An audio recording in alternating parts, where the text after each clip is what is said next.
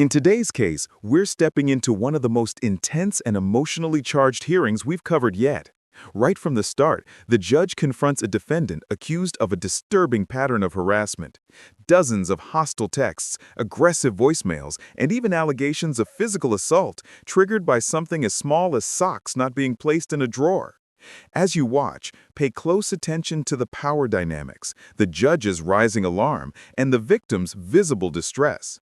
This isn't just a simple misdemeanor hearing. It quickly escalates into a full-scale intervention with serious legal consequences. And trust me, you're going to want to stay to the end to see exactly how hard the judge clamps down once the truth comes out. Mr. Fritter, look at me! Can you imagine what life is like when someone has to walk on eggshells because they have the fear that if they make someone mad in the smallest respect of having socks not in the damn drawer?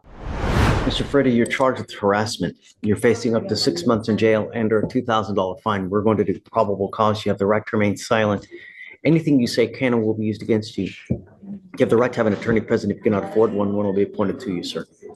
On or about September 19, 2024, an officer conducted a follow-up in regards to an assault on a family case. Upon further investigation, the officer made contact with the complaining witness, who reported that the defendant had been harassing her since September 18, 2024, by sending her videos, voicemails, and text messages containing horrible remarks, approximately 50 to 60 messages in total. This moment right here is where the courtroom energy shifts.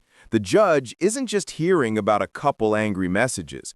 We're talking 50 to 60 hostile communications, packed with profanity, accusations, and violent language.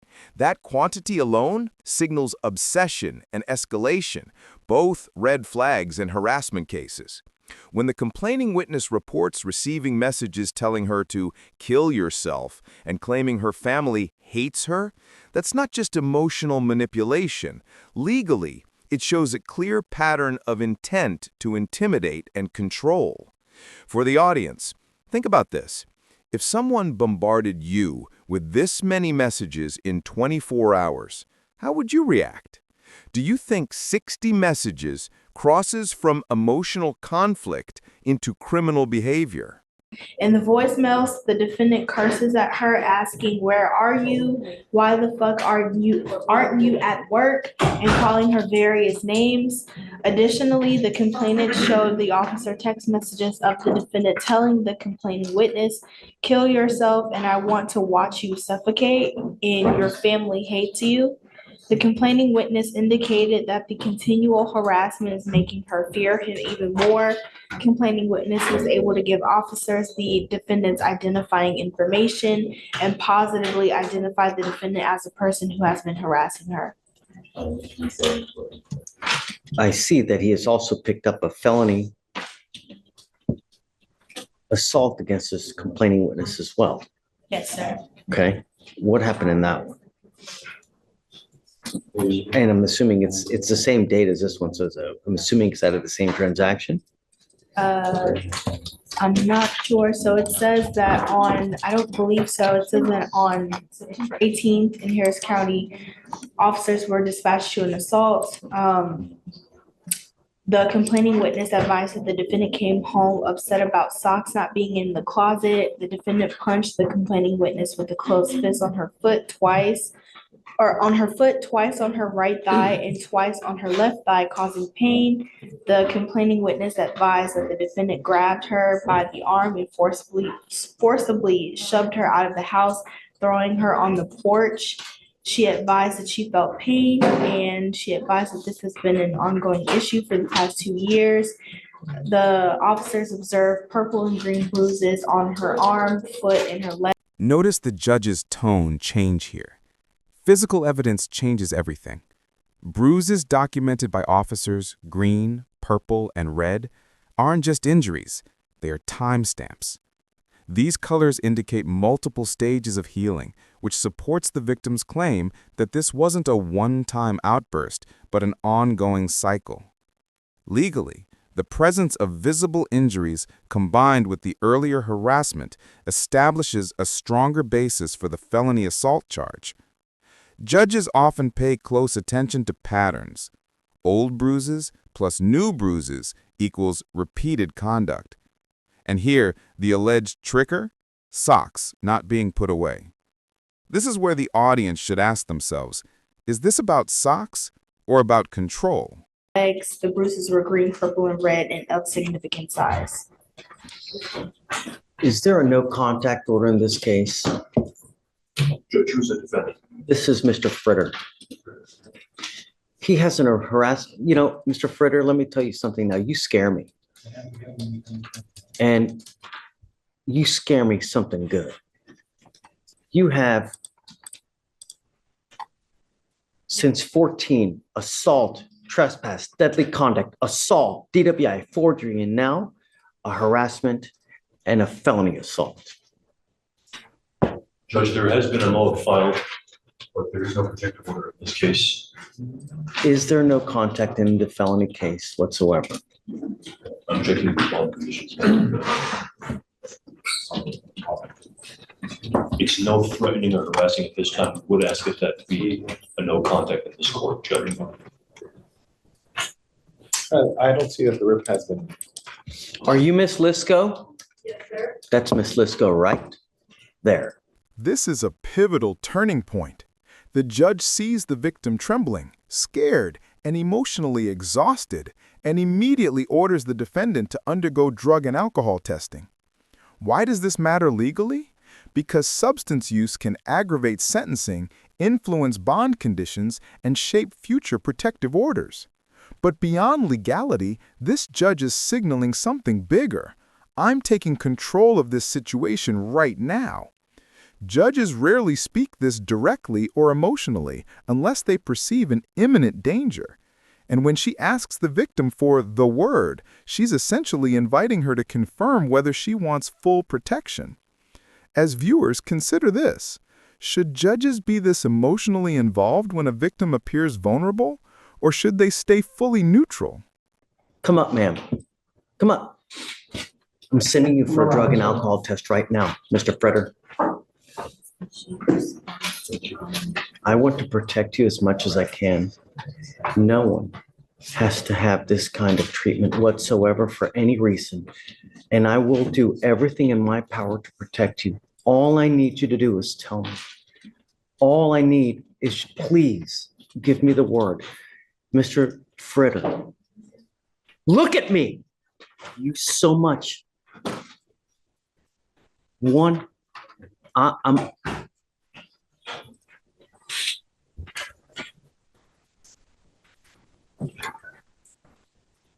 Can you imagine what life is like when someone has to walk on eggshells because they have the fear that if they make someone mad in the smallest respect of having socks not in the damn drawer, they're liable to get a beating? Can you imagine what life is like to live with that kind of fear?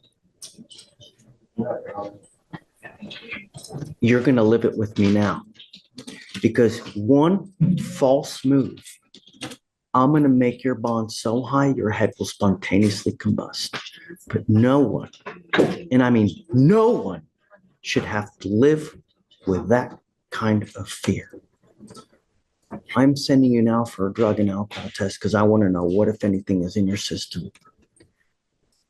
And I don't know if I'm going to allow you to have contact with Miss Lisk. But if I find that you treat anyone or put anyone in fear or put anyone in harm's way, so help me, I will grow horn and tails because I will be so upset.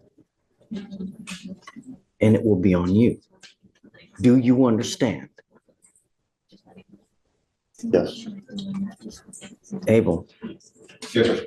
I'm going to keep Mr. Fritter so close to me that it's just ridiculous. Yes, sir. I'm entering what's called a magistrate's order for emergency protection. This is a court order that identifies her as a protected individual. You're not to have any kind of communication whatsoever.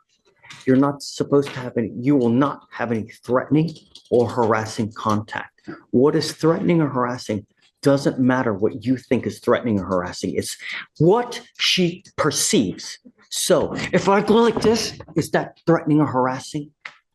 It most certainly is. And it's enough for me to put you in jail and make your bond 100. This is where the judge gives one of the clearest, most powerful explanations of a protective order that we've ever heard on the channel.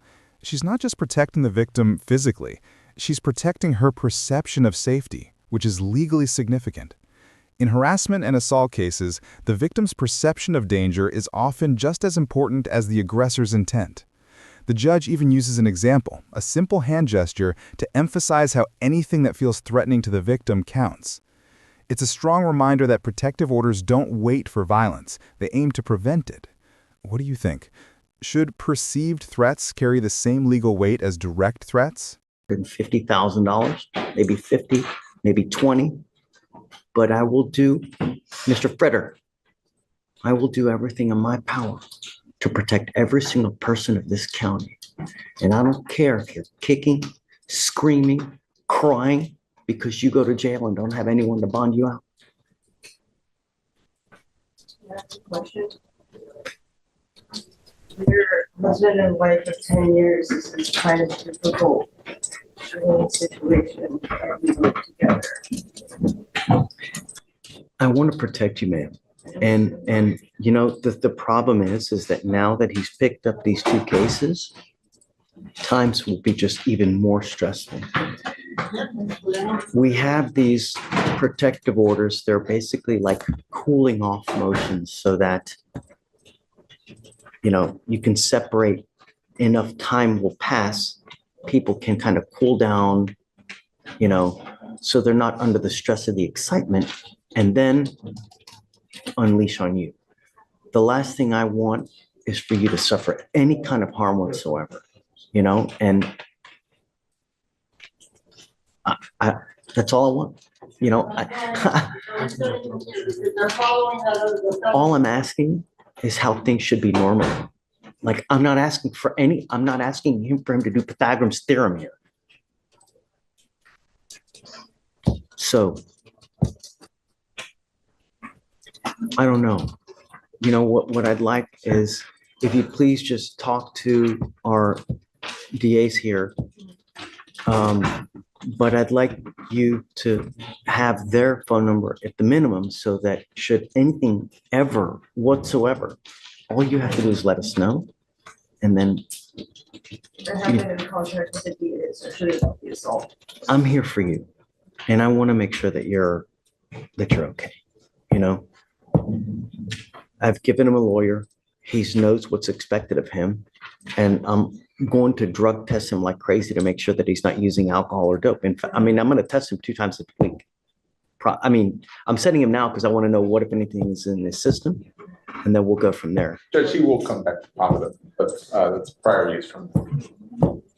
What were you going to test positive for, Mr. Freder? Marijuana. Okay. And ketamine, and probably some other stuff that could have been in the ketamine. But I mean, straight up, that's probably it. Mr. Freder, I'm going to test you. These are your bond conditions that are going to apply to you now. And if you fail to live up to these bond conditions, I'm just going to let you out. That's it. You will appear to me here 2 times a week to take drug test. And if I find anything is in your system, and I don't care what it is, I'm going to lock you up. You're ordered not to use any kind of dope or alcohol.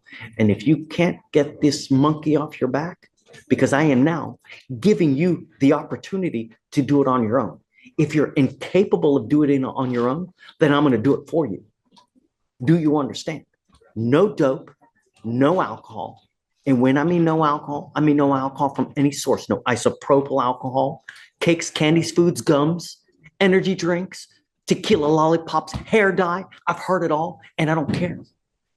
You come to me test positive, you'll stay with me.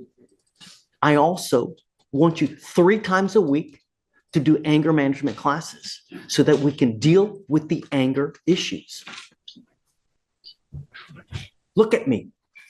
3 times a week. And I want a piece of paper showing me that you've done it, the date, time, location of where you've done it, so that I can verify that you've done it. And if you don't do it, you will stay with me. You now have the opportunity to address these things on your own. If you don't, you will be doing it with me. And if I get one, and I mean one breath that she's been mistreated in any way, shape, or fashion, holy freaking moly. And then, ma'am, if you'd be so kind, please, I'll have you speak to them here momentarily. Rachel, this is my card.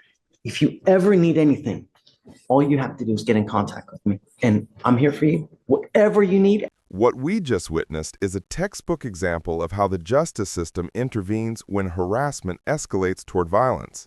The judge didn't just set bond conditions, she built a protective framework.